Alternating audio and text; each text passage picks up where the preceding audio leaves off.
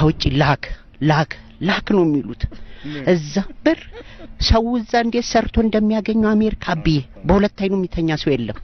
በአንድ አይኑ ተኝቶ በአንድ አይኑ አላርም ነው የሚጠብቀው ብድቅ እንደዛ ተለፍቶ ነው የሚገኘው እና አያቴ ደውላ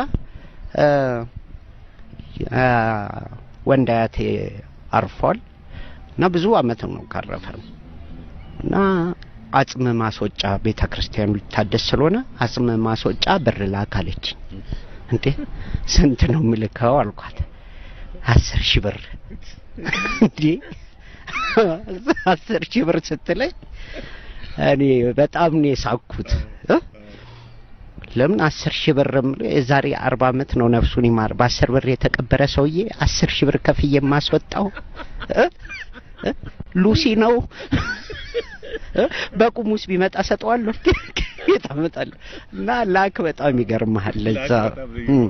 እና ደግሞ እዛ ሲሄድ ያው ተማር ሲሉ ለክፋት መስሎኝ ቋንቋ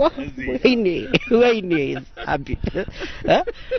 ግን ዋናው የሚያገለግለው እዛ ቅንድብና አንገት ነው ቋንቋ ካልቻልክ ቅንድብህን ወደ ላይ ብለህ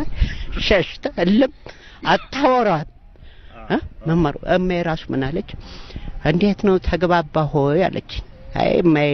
ቋንቋው ስላት አየ ድሮቾ ካለቀ ያልከ የቀረኸው ምናም አሁን እስቲ ቆይ የኪዳነ ምሕረትን እምነት ልክልሃለሁ አፈን ብትፈታለህ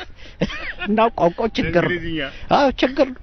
ሄጄ ሱፐርማርኬት ዶሮ ለመግዛት ፈልጌ እንዴት ላርግ አቤት ውስጥ እንቁላል ነበር እሱን ይዤ ሄጄ ፈረንጁን እያሳየሁት ማዘር በምትችለው ነው የምትግባባው እሱን እርጎ ለገዛ ብል እርጎን እንዴት ብዬ ልጥራው እርጎን ወተት ይዤ ሄጄ ሰውየው ለምዶኛል አፍተር 3 ዳይ እርጎ ሲሆን አንዲ ያልኩ ብዙ ደስ የሚል ነገር ነው አትለየውም ቦታው አሁን ኒውዮርክ ወስደውኝ የፎቅ ጫካ ሰው አጠይቅ በቁጥር በዚህ ላይስ እኔ እንግሊዘኛ